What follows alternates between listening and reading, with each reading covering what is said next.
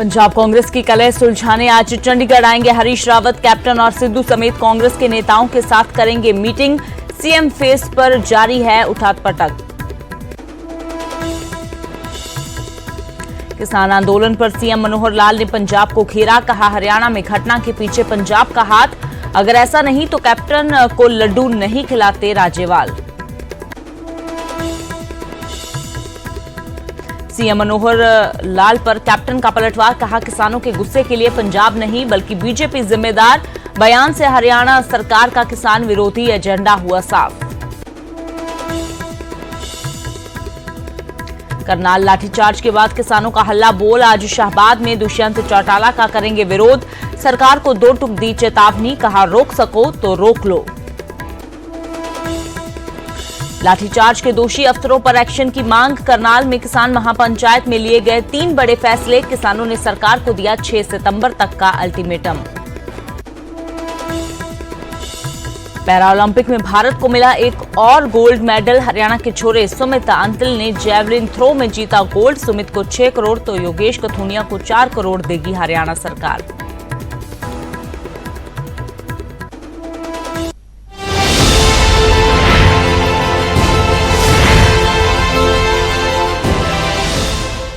नमस्कार, न्यूज़ 18 पंजाब हरियाणा हिमाचल देख रहे हैं आप और आपके साथ मैं हूं अमृत विर्दी। बुलेटिन की शुरुआत करते हैं मुख्यमंत्री मनोहर लाल खट्टर के साथ, जिन्होंने पहली बार करनाल में किसानों पर हुए लाठीचार्ज पर अपनी चुप्पी तोड़ी है। सीएम ने पुलिस की कार्यवाही का बचाव किया तो साथ ही पंजाब पर साजिश रचने का बड़ा आरोप भी लगाया। ये रिपोर्ट देखिए। के अनुसार ये आखिरी चेतावनी है, इसके बाद बल का प्रयोग किया जाएगा।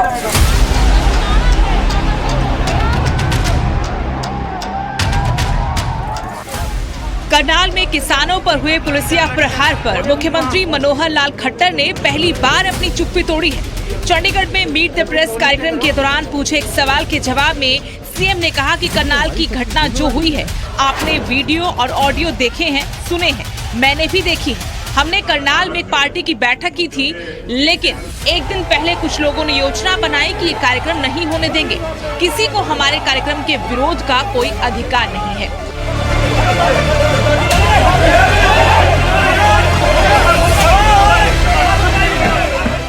और प्री अरेंज मीटिंग थी, एकदम तो वो गए नहीं है, लेकिन ये जो विरोध करने वाले लोगों ने एक दिन पहले योजना बनाई कि हम ये मीटिंग नहीं होने देंगे, हम इस मीटिंग का विरोध करेंगे।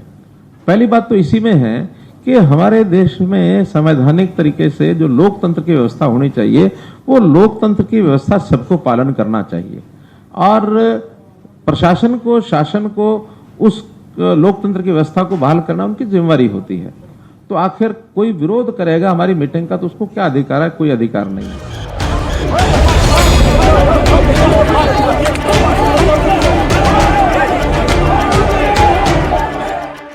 सीएम ने बताया कि बैठक से 2 दिन पहले प्रशासन ने आंदोलनकारियों से समझौता किया था कि आंदोलन शांतिपूर्ण रहेगा, लेकिन बीजेपी अध्यक्ष की गाड़ी को रोका गया। एक महीना भर पहले 2 जगह पर तो ये समझौता हुआ, यानी इन आंदोलनकारियों के और प्रशासन के बीच में। हम कहीं नहीं थे, लेकिन प्रशासन ने अपने तरीके से उनसे बातचीत करके एक रिटर्न का उनका एग्रीमेंट है कि हम अपना जो प्रदर्शन करेंगे वो लोकतांत्रिक तरीके से करेंगे। इसमें नारे बोलने की छूट उनको है, झंडी दिखाने, काली झंडी दिखाने की छूट है, लेकिन किसी का रास्ता रोकना या किसी के काम में व्यवधान डालना, ये उसमें कहीं नहीं है। ये एक समझौता हो चुका था, उसके बाद भी लगातार कर ही रहे हैं 1-1.5 महीने से। इसके बाद ये घटना होना कि हम किसी को जाने नहीं देंगे, वहां हमारे प्रदेश अध्यक्ष को रोका गया। काले झंडे दिखाए कोई बात नहीं, लेकिन गाड़ी रोकना। फिर बीच में सिरसा में घटना हुई जब डिप्टी स्पीकर की गाड़ी को तोड़ा गया, ये लोकतंत्र के विरोध में है।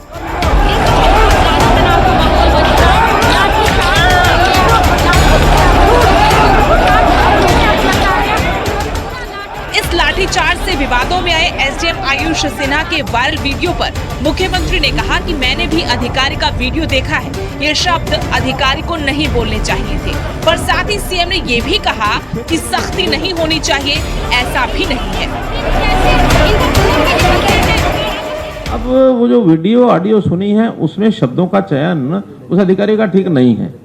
मतलब इसमें मानने में मुझे कोई गुरेज नहीं है कि सख्ती करना तो उनका काम है, लेकिन शब्दों का चयन संभल के करना चाहिए।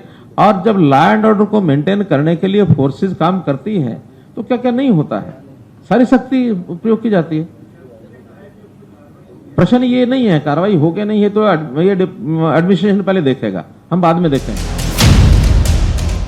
मुख्यमंत्री मनोहर लाल ने पंजाब सरकार और वहां के किसान नेताओं पर भी बड़ा आरोप लगाया।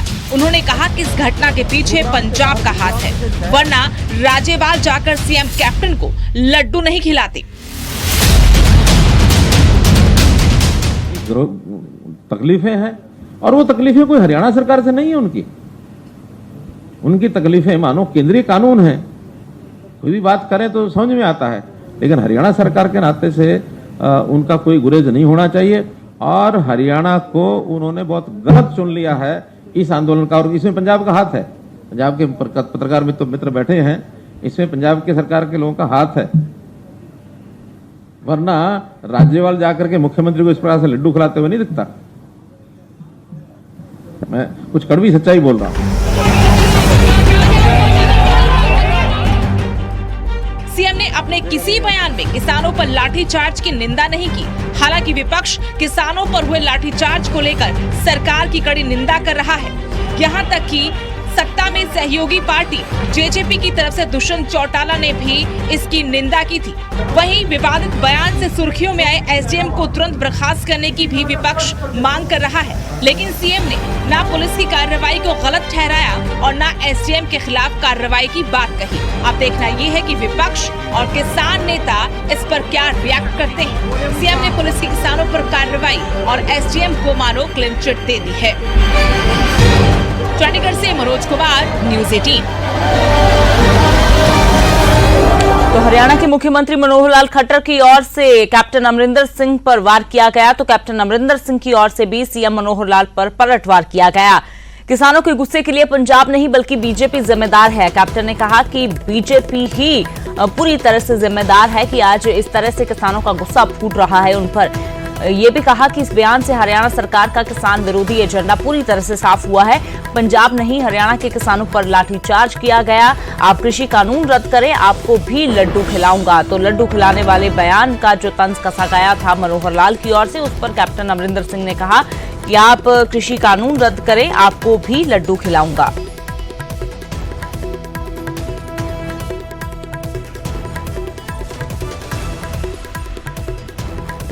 तो वहीं करनाल में किसानों पर हुए लाठीचार्ज को लेकर हुई महापंचायत में किसानों ने 3 बड़े फैसले लिए और सरकार को इन्हें मानने की मांग की है। किसानों ने सरकार को मांगे पूरी करने के लिए 6 सितंबर तक का अल्टीमेटम दिया है। क्या कुछ मांगे या क्या कुछ फैसले किसानों की ओर से लिए गए हैं, इस रिपोर्ट के जरिए देखिए।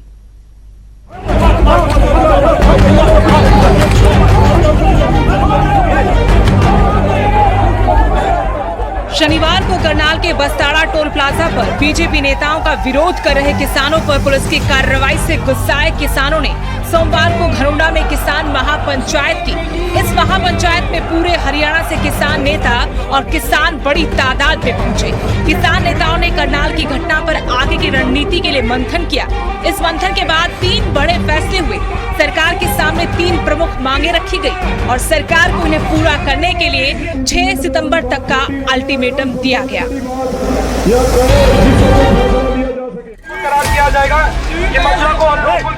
किसानों का पहला फैसला, एसडीएम और बाकी आरोपी अधिकारियों के खिलाफ केस दर्ज कर कार्रवाई की जाए। लाठीचार्ज में घायल किसानों को 2-2 लाख रुपए दिए जाएं। एक किसान की मौत हुई है, उसे शहीद का दर्जा देकर उसके बेटे को नौकरी दी जाए और 25 लाख रुपए की परिवार को आर्थिक मदद दी जाए।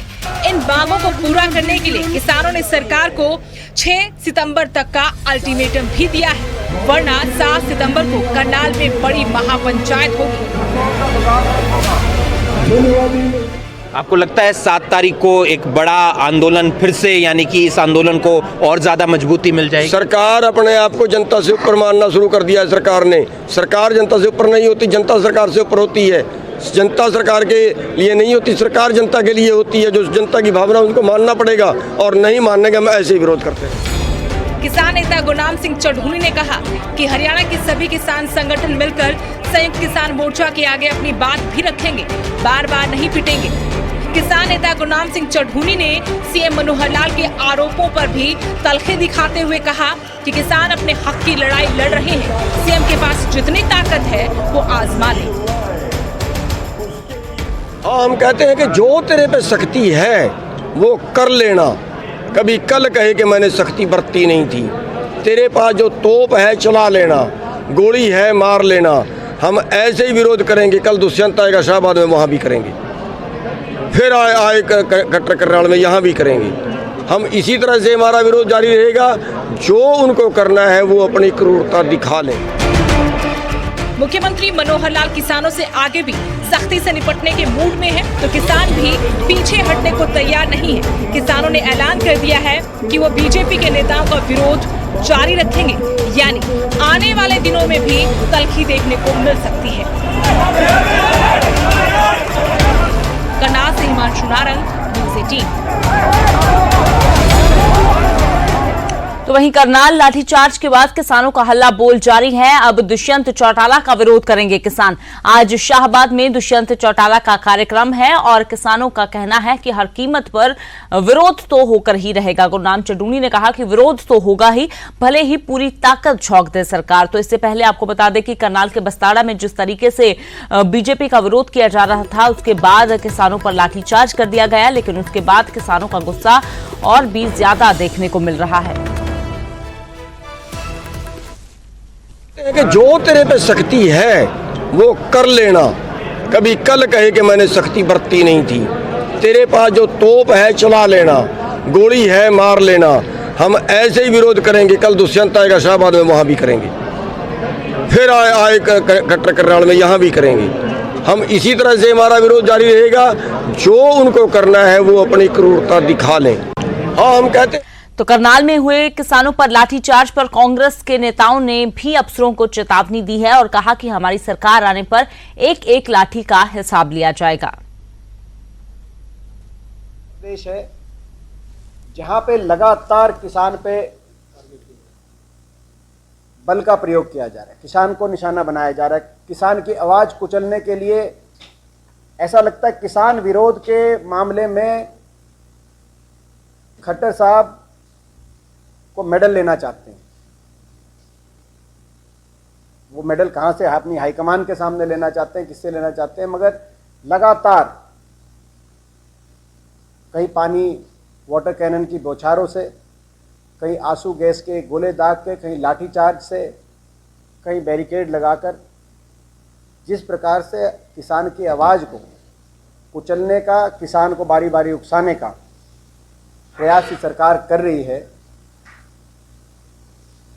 मैंने जैसे कहा स्पष्ट रूप से नैतिक अधिकार सत्ता में रहने का एक लाठी जो किसान की सिर में लगी है, किसान के शरीर पर लगी है, वो इस सरकार की जो है ताबूत में एक कील साबित होगी। आज मैं आपके माध्यम से एक तो ये कहना चाहता हूँ। दूसरी बात मैं ये कहना चाहता हूँ कि उसी दिन प्रधानमंत्री जी जो है वो जलियांवाला बाग का रेनोवेशन का जो है इनॉग्रेशन कर रहे थे या उद्घाटन कर रहे थे, और उसी समय हरियाणा सरकार का एक जो अफसर है उसकी जो भाषा सुनी और जनरल डायर की कि जलियांवाला बाग की बात जो है वो उधर जो है रिपीट हो रही थी कि एक अफसर के माध्यम से जो बातें कही गई, ये लोकतंत्र की भाषा नहीं।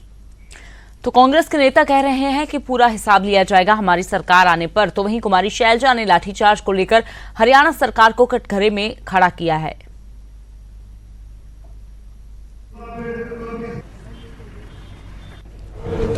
इस सरकार ने एक बार नहीं, बार बार किसानों का लहू बहाया है। आप शुरुआत कर दीजिए कुरुक्षेत्र से, हिसार, सिरसा, जगह जगह पर यह कार्य होता रहा। अभी हाल ही में करनाल में हुआ, लेकिन यहाँ पर जो सबसे शर्मनाक बात हुई है वो ये हुई है, जो सारी दुनिया ने देखा कि एक आला अफसर ने किस प्रकार से, किस भावना को दर्शाते हुए अपनी फोर्स को ऑर्डर दिया था, जो कहकर ये कहें, जो सरेआम कहें, ऑर्डर दें कि किसानों के सिर फोड़ने चाहिए। आप सोच सकते हैं कि ऐसा प्रशासन और ऐसी सरकार, क्योंकि बिना सरकारी या मैं कहूँगी जो राजनीतिक नेतृत्व है, बिना उनके निर्देश के ये कार्य नहीं होते हैं। और अब आगे बढ़ते हैं, कुछ और खबरों का रुख करते हैं। सोनीपत से सनसनीखेज मामला सामने आया है। यहां युवती पर युवक ने पेट्रोल डालकर आग लगा दी। दरअसल ये दोनों लिव इन में बताए जा रहे थे और ये भी कहा जा रहा है कि वे प्रगति और राहुल लंबे समय से लिव इन रिलेशनशिप में रह रहे थे और प्रगति गर्भवती भी थी। कुछ बात को लेकर दोनों के बीच कहासुनी हुई, जिसके बाद राहुल ने प्रगति पर पेट्रोल डालकर आग लगा दी। घटना के बाद प्रगति की हालत गंभीर बनी हुई है। प्रगति को दिल्ली के अस्पताल में भर्ती करवाया गया है, जहां उसका इलाज चल रहा है। और पुलिस ने प्रगति के बयान पर युवक राहुल और उसकी मां के खिलाफ हत्या प्रयास का मुकदमा दर्ज कर कार्यवाही शुरू कर दी है। तो सोनीपत का ये पूरा मामला है। सोनीपत से ये सनसनीखेज मामला सामने आया है। यहाँ युवती पर युवक ने पेट्रोल डालकर उसको आग लगा दी, मामूली कहासुनी के बाद।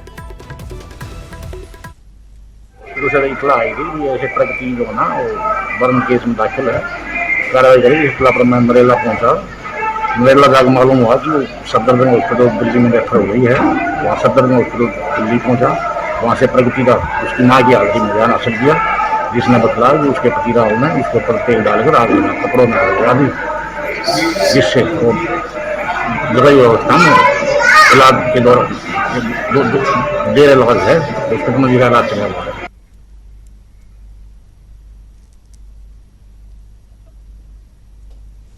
और अब बात करते हैं हिमाचल की। सीएम जयराम ठाकुर ने अपने बागी विधायक अनिल शर्मा को पुरानी बातें भुलाकर फिर से साथ चलने की ऑफर दी है।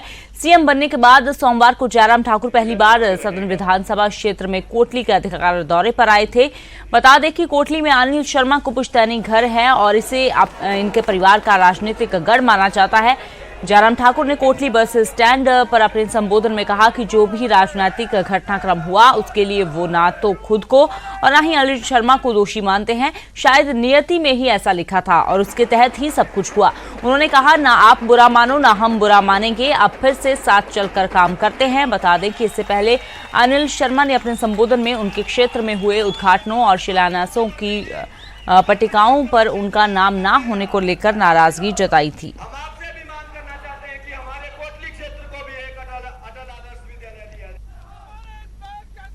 और भाई अनिल शर्मा जी को मैं इतना कहना चाहता हूं कि हमने अपनी ओर से कम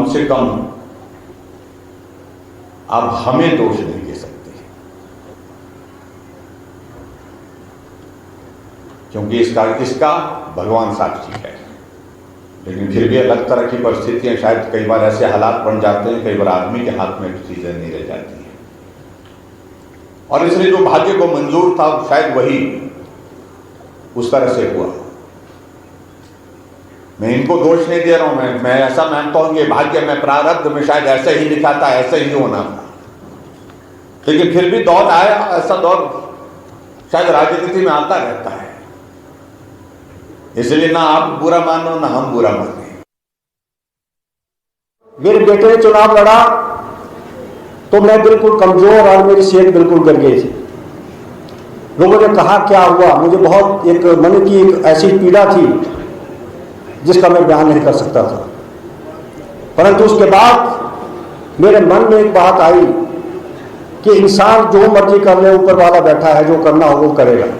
मैं इसी के साथ इसी प्रयास में रहा कि लोगों के बीच में जाऊंगा, अपनी बात रखूंगा। रास्ता भी लोग तय करेंगे और रास्ता यदि जो लोग तय करेंगे, अनिल शर्मा अपनी बात कह सकता हूं, मैं परिवार की बात नहीं कर सकता, अपनी बात कह सकता कि मैं आपके रास्ते पे चलूंगा, आप जहां कहेंगे वहां चलूंगा। और अब बात करते हैं टोक्यो की, जहां सोमवार को भारत के लिए एक और खुशखबरी आई। भारतीय पैरा एथलीट सुमित अंतिल ने टोक्यो पैरालंपिक्स में देश के लिए दूसरा स्वर्ण पदक जीता। सुमित अंतिल ने टोक्यो पैरालंपिक में जेवलिन थ्रो की F64 स्पर्धा के फाइनल में 3 थ्रो में 3 बार विश्व रिकॉर्ड तोड़ा। इसके साथ ही सुमित अंतिल ने टोक्यो पैरालंपिक में भारत का दूसरा और एथलेटिक्स में पहला स्वर्ण पदक जीता। सुमित के शानदार प्रदर्शन के लिए हरियाणा सरकार ने सुमित को 6 करोड़ और रजत पदक जीतने पर योगेश कथुनिया को 4 करोड़ रुपए देने का ऐलान किया। दोनों को सरकारी नौकरी भी दी जाएगी। तो इससे पहले अवनी लेखर ने जो देश के लिए पहला गोल्ड जीता 10 मीटर की एयर राइफल शूटिंग में, और अब दूसरा गोल्ड जीता है पैरा एथलीट सुमित अंतिल ने।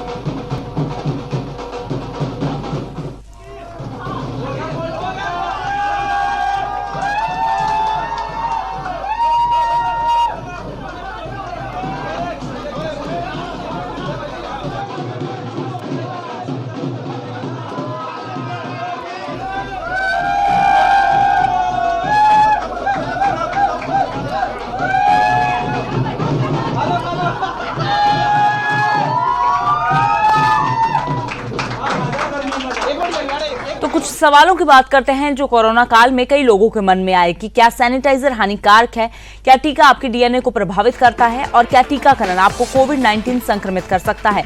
अगर ये सवाल आपके मन में भी है तो आपके फोन पर इनका जवाब मिलेगा। नेटवर्क 18 और फेडरल बैंक के राष्ट्रव्यापी वैक्सीन जागरूकता अभियान के तहत कोविड-19 के खिलाफ संजीवनी व्हाट्सएप हेल्पलाइन शुरू की गई है। आपको बस 7977773753 पर व्हाट्सएप करना है और आपके जवाब आपको तुरंत हासिल हो जाएंगे।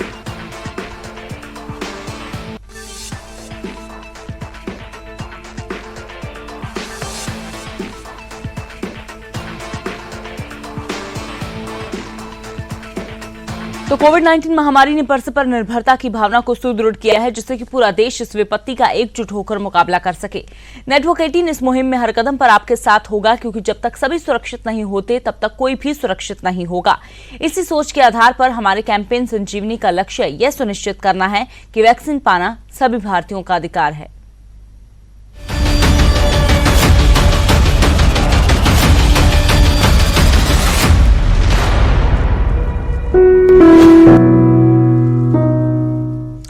तो देश में कोरोना के केस काफी बड़े हैं, ऐसे में मास्क ही सबसे बड़ा हथियार है। हम आपसे बार बार अपील करते हैं कि मास्क जरूर पहने।